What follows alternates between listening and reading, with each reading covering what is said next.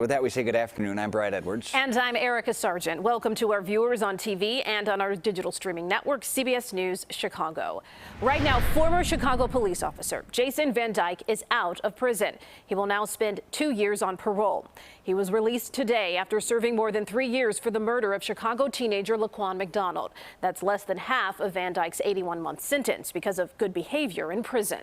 And that's not sitting well with supporters of McDonald's family. CBS 2 investigator Megan Hickey live at Federal Plaza, where there's a call for new charges against Van Dyke. Megan. Right, Brett and Erica, the group has taken over much of the sidewalk right now. There's actually a row of officers up against the glass, sort of protecting the front doors of the Dirksen Federal Courthouse. The group has already delivered a letter asking for federal civil rights charges against Jason Van Dyke now that he's a free man, and they're comparing it to the federal charges filed against Derek Chauvin in the George Floyd case. Here is what we know. Federal investigators were leading the probe of Van Dyke in the months following the 2014 shooting, even before the release of the shocking dash cam video that showed the teenager walking away from police when he was fatally shot. But the results of that federal investigation were never released. Ultimately, Van Dyke was tried in state court, and in 2018, he was convicted of second-degree murder and 16 counts of aggravated battery for fatally shooting the 17-year-old. Now, legal experts tell us federal charges at this point are not very realistic. I spoke to Ron Safer, who was a lead trial lawyer on the case against the other officers who were charged with concealing Van Dyke's crimes. He said federal prosecutors did have the opportunity to bring a federal case alongside the state's case.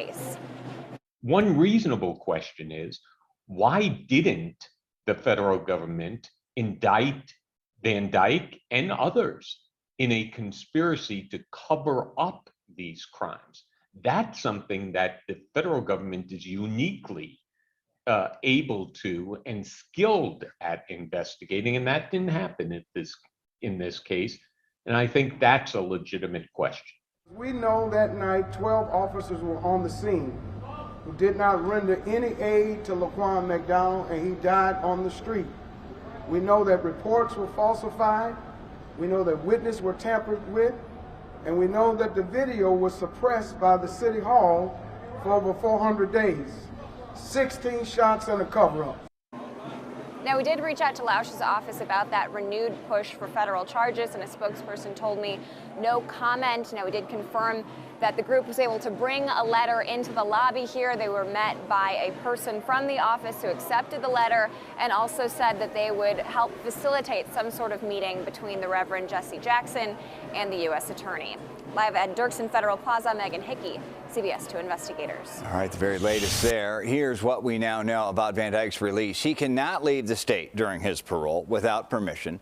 And we also know that he can never be a cop again because as a convicted felon, he cannot carry a weapon.